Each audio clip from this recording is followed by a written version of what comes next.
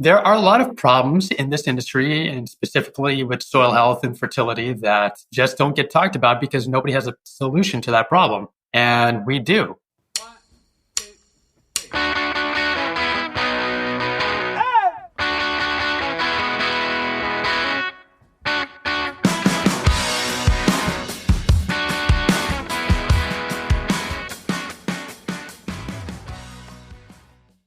Coming up, we're talking to the CEO of a legacy agricultural inputs business that's embraced regenerative agriculture and biologicals. All right, Tim, I think it's time to give everyone an update on AgList. We're talking about biologicals today on the pod with Gaji. What's the update? How are things going with AgList, Tim?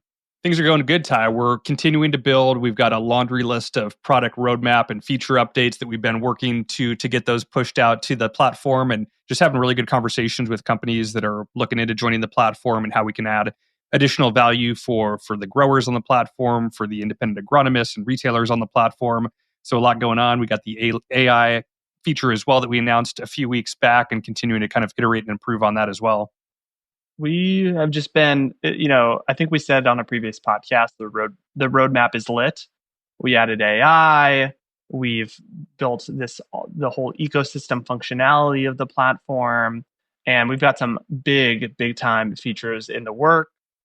It's crazy, Tim. Like someone had reached out to us about AgList and said something to the effect of, "Gosh, you guys are like just pumping out new features." And I think that it's a big focus of ours, right? How do we, for the companies on the platform, how do we maximize the value to them? How do we make it more attractive for more companies to get on the platform? And building these features, like, I think, makes it fun, brings eyeballs to the site, right? This is what is dynamic about something like AgList versus a trade show or a conference that a biological company can attend, right? They can pay for their one-time, fee for 2 days during the week, or they can join AgList where they're getting exposure on an ongoing, recurring basis. And I think that's really exciting about the platform we've built. Tim, if I may, we got a endorsement. AgList farmers endorse biological companies. Well, we got an endorsement from one of our biological companies that are on the platform. You mind if I read you that endorsement? Go ahead, Ty. What they have to say about us. All right. So one of our longtime biological companies on the platform, InSoil Algae, you got to check them out. This is what they said about joining AgList. As the biological space continues to expand and become more ubiquitous, being listed on aglist.com has provided us with good results in terms of being found by the right audiences. The industry was in need of a trustworthy source for farmers and end users across all land stewardship enterprises to search for and learn about products in an easy and organized manner. We're definitely looking forward to continuing our partnership with AgList. Fire. So that was from one of our longtime biological companies. And, we got to get more and more of these companies in the space on AgList to make it simpler for growers. This week, we talked to the CEO of Midwestern BioAg, Gaji Balakanashan, about his company. It's a legacy business that's been in the industry for 40 years, and really talking about how they kind of look at their business model and how they really leaned into biologicals to expand their portfolio and get distribution. I think the name Midwestern BioAg doesn't give it justice. We joked a little bit about that on the podcast, where they're serving a lot of grower needs all across the country, not just in the Midwest. We think you guys are going to love this, especially if you're in the biological space. So let's jump in with what's top of mind for Gaji, but first, a word from our sponsor. The Modern Acre podcast is presented by American Ag Credit. American Ag Credit is a proud member of the Farm Credit System, which was created more than 100 years ago with the sole purpose of serving the financial needs of farmers and ranchers. From small farms to the largest agribusiness enterprises, American Ag Credit understands agriculture and how to structure customized financial solutions. Just like many of the guests we have on the pod, American Ag Credit recognizes that the evolution of agriculture is inevitable and exciting. Their goal is to be at the forefront of this evolution, partnering with producers to grow their future in ways they haven't imagined yet. To learn more about American Ag Credit and to receive exclusive access to reports from Terrain, a research and insight service of American Ag Credit, visit agloan.com/terrain or hit the link in our show notes. Hey, Gaji, welcome to the show. Good to have you here. Hey, thanks for having me. We're excited to chat with you and learn a little bit more about yourself and what you're up to with Midwestern BioAg. But before we jump in, what's top of mind for you right now? I'm going to butcher the quote here, but there's a quote to the effect of, if you don't like the game you're playing, change the game. that's top of mind, and I can get into that in a number of different ways here today. Um, Overall, there's an interesting conversation I saw on social media between a couple of pretty interesting people about falling in love with a problem. And this is from an ag marketing perspective. So it came down to there's a lot of power in helping people understand a problem that isn't talked about. And it's in large part it's an indicative opportunity for our company at Midwestern Bioag, which is there are a lot of problems in this industry, and specifically with soil health and fertility, that just don't get talked about because nobody has a solution to that problem. And we do. And so how do you go about telling people about a problem they've just ignored or never understood, and nobody else talks about it because they can't monetize it, they can't do anything with that? What could we do? How do we do that? And what's the right approach to take to make people aware of that problem and ease them into it? I love that quote that you started with. This is something that Tim and I regularly discuss, right? I think in business strategy, if you're kind of continually bumping your head against the wall and you're not making progress, maybe there's something that just doesn't go your way, or it's a competitive market, or insert problem here. It's so helpful to take a step back, zoom out, and say, like, do I even want to be doing this? And I think that it's so important for companies, for business leaders to really be mindful, because I think so often we're stuck in the day-to-day execution of whatever we're doing.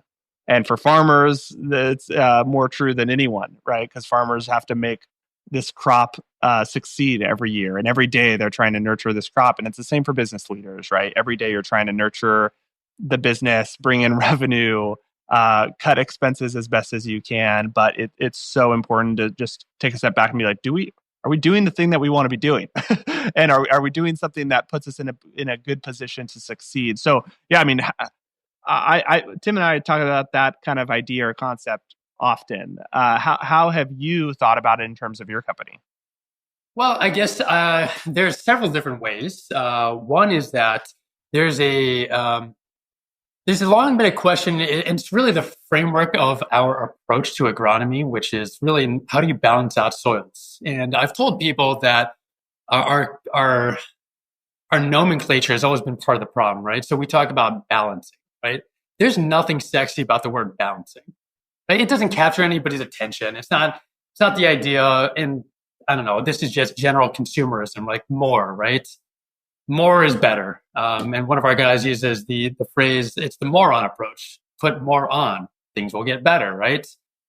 And I don't know if you guys ever pay attention to the world of biohacking, or, it's probably bigger out in kind of where you guys are, but there's, for everybody who might be listening, there's a whole world of people out there that are looking at the latest and greatest in chemistry or biologicals or supplements in general to improve human health and performance or solve problems or whatever. And it's this really interesting space where you can get a very concentrated form of something that doesn't happen naturally, and you can take a lot of it in a very small amount of time. And it might solve a problem. Inevitably, what tends to happen is that it causes a new problem. And I'll give you an example. So there's zinc supplements that are pretty common out there. You can take zinc; it's great for immune system health, and for a guy's testosterone production, things like that. If you take too much, you deplete your body of copper, which is something that very rarely happens, and it has pretty pronounced effects that people would never really look to copper as the reason for that. And as you keep looking at these kind of protagonist and antagonistic relationships between minerals and supplements, it becomes pretty quickly overwhelming in how do you actually manage that? Right? If I'm wanting to solve this problem, or I hear this supplement's great and might solve something for me as some pain point I have in my life, but I can easily overdo it, and then you have to balance it out with X, Y, Z. You keep going down this rabbit hole, you're just going to end up at eat healthy, right? Like everybody knows eating healthy is a good thing to do. Not everybody does it. And in a lot of ways, there's an analogy to farming here. But when you start doing that, lots of problems just kind of go away, right? It's a robust way to operate. And I say this because our company, Midwestern BioAg, has been promoting effectively eating healthy as a farming practice for 40 years. And some people really take well to it. And a lot of people think, not for me. And they understand it's beneficial, doesn't mean they're going to do it. And there's a lot of more reasons why, right? It could be, what's your equipment set up? Does it not make sense at your latitude to cover crop?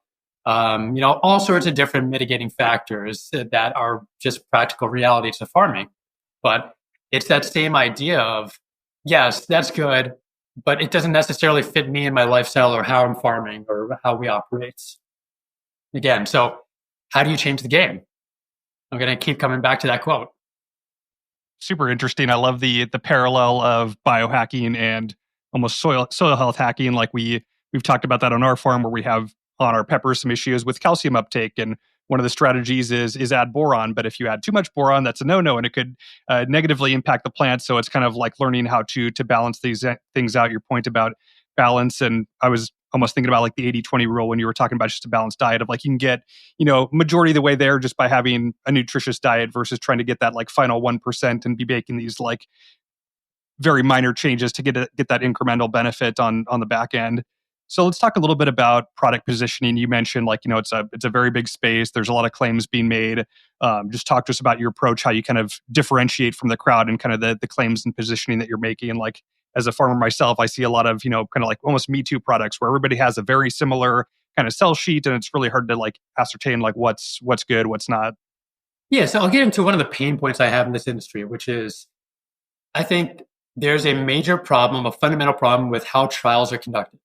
And where to start with it is one thing, but kind of the upshot is when everybody just focuses on looking at yield, and it can be a little bit different for you guys and now where you are and what you're growing. But, big in the Midwest here is, well, does it result in yield, right? And some people point out there are lots of products out there that claim XYZ bushels increase. And if you stack them all up, you're going to be growing 1,000 bushel corn.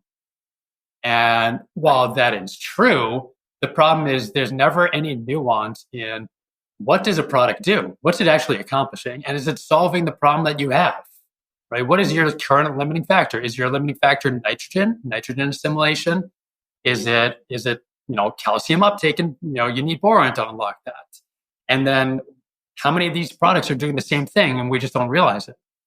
So what we've been doing here is we have our own proprietary products, and we've been really interested in how do we conduct effective trials that prove out what the products do and don't make us reliant on looking at yield when we have no idea if the farm currently is limited by the thing that we address. So we came up with our own trial protocol and really focused on nutrient mobility. So, for example, there might be a lot of high magnesium soils here around Madison, Wisconsin in the driftless area.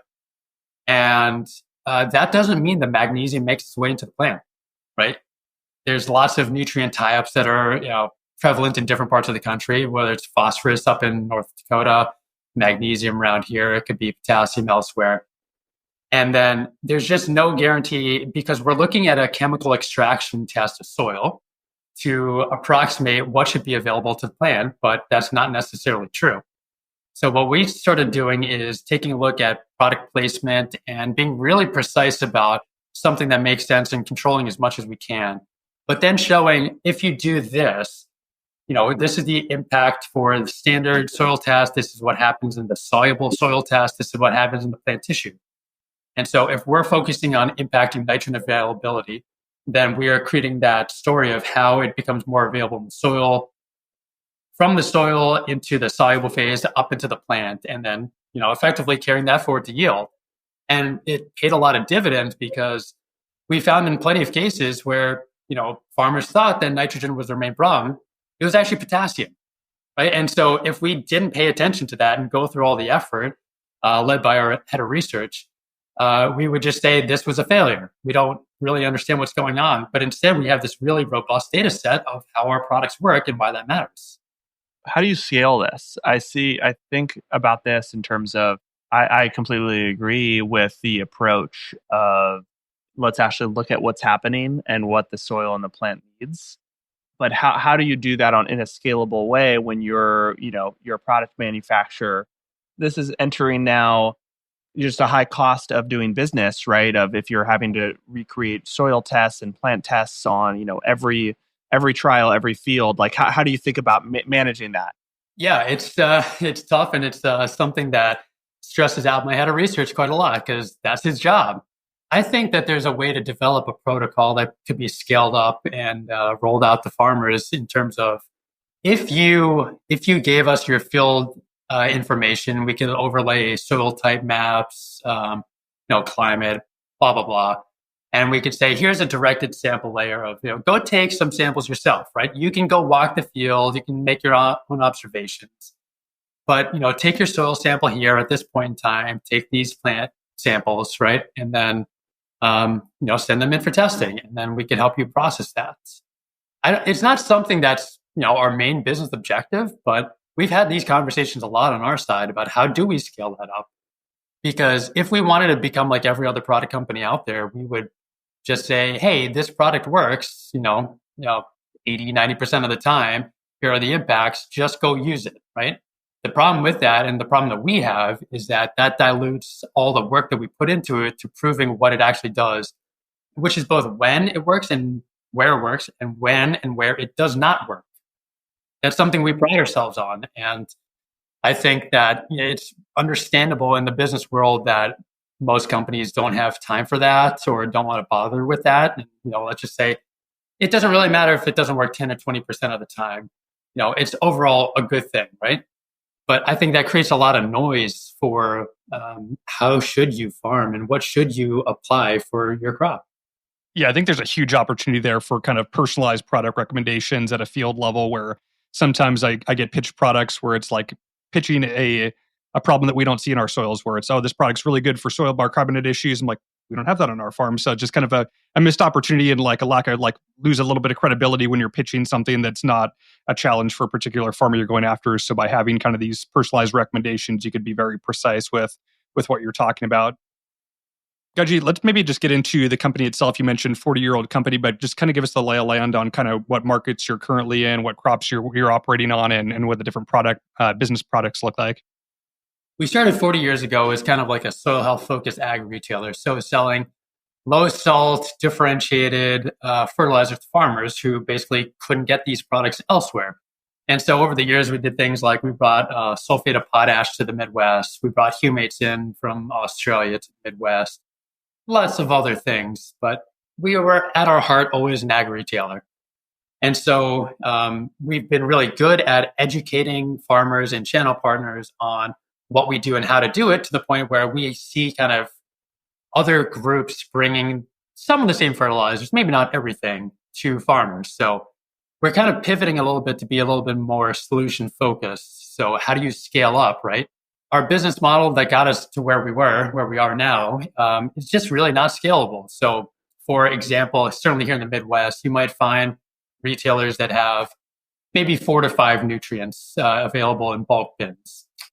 We carry 50 different fertilizer ingredients, right? That's just a very customized, effective approach for what we do, but it's just really hard to scale that up. So instead, we're looking at what solutions can we bring to farmers or other retailers, channel partners, as we talk about them, that can fit the bill.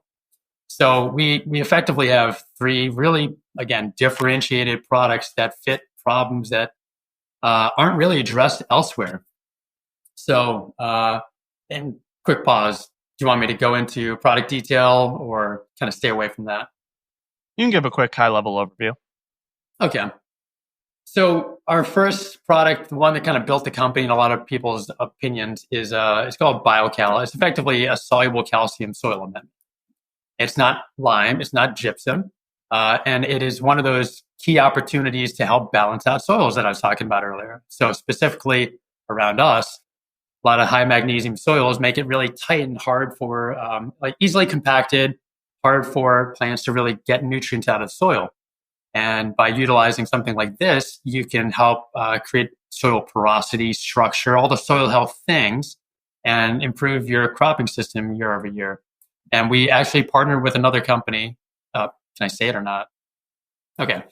We partnered with the company Earth Optics, which has a soil compaction mapping system, which, great for proving it out, but then you got to figure out what you're going to do with it. So we have a great partnership where they can help show where fields are compacted, and then they've also helped us prove out how much compaction pressure we can alleviate with this product.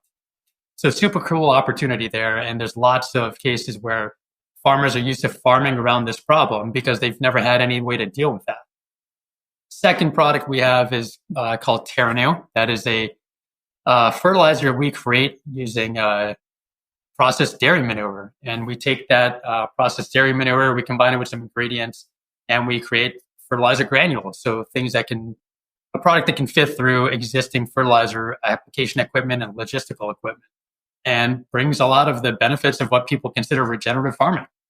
So that one's been doing incredibly well for us. And that's been our approach to get out of the upper Midwest, where we've historically operated, and into the plains. Had huge growth in North Dakota, Montana, and we're looking to grow south throughout the entirety of the plains. And I'll take a second there that one of our employees once said, there's a deep irony in that we're called Midwestern Bioag, because this is probably the worst place for us to exist. Everything we bring to the table works better everywhere besides the upper Midwest. And it's because, in general, we've always said farmers should give us their worst field because we can fix it when no one else can. Because go back to the 80-20 rule you talked about, Tim. So in general, kind of conventional farming systems, get you most of the way with the average field, the average cropping system. And when you have problems, it can't really solve for them by definition. And so we have this big toolkit to help alleviate problems, and that's where we kind of win. So go to more marginal fields, more marginal climates, and we have this huge impact. And then kind of the last thing, and maybe the most exciting thing for us, is a new product called BioGel, which is really all about water management. It's kind of hard to describe, but effectively it's how do you help the soil manage water better? And if you're managing water better, how do you manage soluble nutrients better? So nitrogen's a big one, really helping with preventing leaching and getting better uptake of nitrogen. But you guys probably know salt is a bigger issue out in the West Coast than it is here in the Midwest. And there aren't really a lot of ways to deal with salt.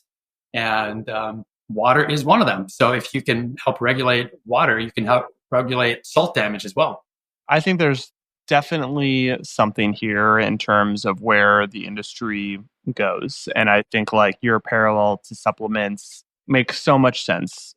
You get served up an Instagram ad for a new supplement, and it's about heart health or testosterone, hormone regulation. And you're like, oh, I need that. Like there's just like this, I think, inherent consumer desire to, it's like this, like what you said at the top, you need more of things. Like here are solutions to your problems that are simple.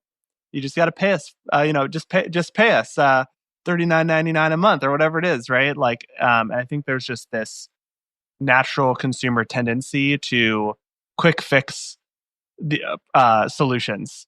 And we've seen this rise of like, Tim and I have talked about it on podcasts before, Function Health, and this idea of actually like testing your biomarkers to understand where are you depleted and where do you need to actually focus your time and money on supplementation to get you back in balance. And I think this is so important because I think you're spot on. I think a lot of companies, they talk about the benefits, but we don't necessarily know where the soil is situated. So I think that we've already seen more and more companies like yours, like others, this focus on soil testing that is moving in this direction. And I think, Tim, I'm curious your opinion on this. Like, I think farmers are getting more and more like sophisticated with this. I think, 20 years ago, this is why I think biologicals had this snake oil perception, is because there'd be someone like, hey, just throw this on. It's gonna miracle grow. But I think farmers are getting more and more sophisticated and looking for more solutions that have this level of focus. Yeah, there's like not a lot of one size fits all products where it is like a world of more personalization where it's like look at your soils where you're deficient and there might be, a handful of products that address your specific use case versus, this product that addresses every acre in the US kind of thing. So it's really interesting to see this move in this direction. And like, yeah, I think it's becoming more and more common. Like we're doing a lot more soil testing than we have historically and a lot more detailed of tests on an annual basis to kind of get an understanding of our baselines and just kind of on the water testing to what are our bicarbonates to see if there's any issues that we need to be doing to treat our water to have the outcomes that we see. So I think the more and more data that's flowing in from farms will help biological companies kind of address and market personalized recommendations to them. To be fair, I always ask people, what do farmers do? Right? Like, I'll ask you guys, what is it? What's the defining kind of function of a farmer? Specifically around soil testing or just in general? No, in general, just the act of farming. What is farming? I think growing food. I think actually I heard a quote at the Biological Summit a few weeks back in Woodland, and I think it was a guy from UC Davis, but he said like a farmer's job is to be profitable. It's not to feed the world. It's they need to make a margin and stay in business. And so I think that's like top of mind for every farmer is there's all these kind of fringe things they could be doing, but if they're not sustainable to the next season, what's the point? Yeah, I mean the way I was going with it is that generally around here, certainly the answer is work the field, right? Get in the tractor, it kind of operates, right? The planting, the harvesting, the management, the whole operation. But it's a lot of ways like a chef opening up a restaurant, right? Like maybe you like to prepare the food, but there's a lot of other functions that help support the farm, right? Or the restaurant in this case. And you're not doing all of them. Rarely. I mean, some people might, but that is not a scalable approach and a common approach for most people. So rarely do you find that farmers are the lead agronomist. That's not the primary function of most farmers. Some might enjoy it. Some might enjoy marketing, but that's not common in our experience. So the idea that farmers should be able to know all of this stuff, I think is maybe not everybody in the industry really thinks about that. And so they have to be reliant on somebody else to either be the advisor, maybe they're external independent agronomists that are being, paid, or maybe it's just a co-op agronomist or whomever, somebody that you're reliant on for this information. But then you're reliant on them to give you good information at the same time. Yeah. So when we get into the world of, products, biologicals, et cetera, do these people even have the time and the resources themselves to kind of figure that out? At the same idea of, how much can they fit onto your farm because they're working with 100 other farms? Like, do they have the capacity to do that? Because certainly we've come across these cases where there are independent agronomists who know quite a lot and have major relationships and on, tens of thousands of acres, and they will freely admit that they don't have the capacity to figure all these things out. They themselves need some help in that. And so there's this segment of the industry. I think in general, the industry has several structural issues that I'm sure other guests on your podcast and other big voices in the industry and at conferences are always talking about how are we going to change things. And we just kind of look past the sources of inertia that mean there's a lot of talking, not a whole lot of doing. Yeah, definitely agree with that. Like people talk about farmers wearing numerous hats where they're driving the tractor, they're managing the irrigation, the planting cycles. There's a lot going on.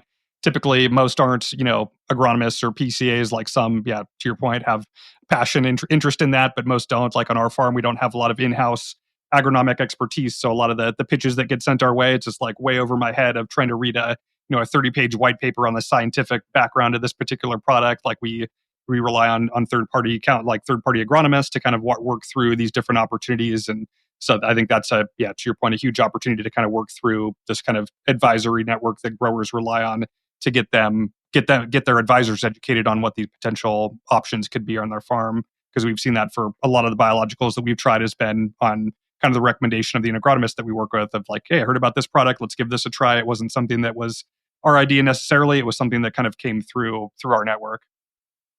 Yeah, I think there's in general, there's some good and bad to having that network effect to kind of be the gatekeepers for new products or new solutions coming to farms, right? Because if you're also go back to the point I made before, if you're relying on farmers who maybe have put a trial out there, maybe it wasn't well controlled, it's a strip trial, and they just want to see was that better or worse than the control, right? And again, it could be, the product works just fine in its intended use case. That's just not how it was used. And it just happened to come out better or worse. And that's going to kind of filter through the network. Like it just screams inefficiency to me, right? My background, my education was in engineering. So I'm obsessed with efficiency and trying to figure this stuff out. How do we do things better, faster, et cetera? And so I'm always thinking about how do we change the game? Love that. And we will stop where we started with changing the game you play. So, Gaji, really appreciate your time and having you on. How can listeners get in touch and connect with you and Midwestern Bioag? Yeah, absolutely. So we are on major socials here. We have a number of representatives around the country at this point and continuing to grow. So you can reach out to our main office, reach out through socials, and then you'll be put in contact with whomever. And it's not just salespeople. We have our head of research, our head of agronomy, myself, all of us. We are intimately involved in all phases of the kind of commercial world and really just helping with innovations and pushing the boundaries of agriculture. All right, guys, hope you enjoyed that with Gaji. Be sure to check out AgList. We've got a ton of fun stuff in the pipeline, whether you're a farmer, a biological company, investor, wherever you sit, you got to check out aglist.com. It's the place for ag biologicals. Appreciate you guys listening. We'll talk to you next week.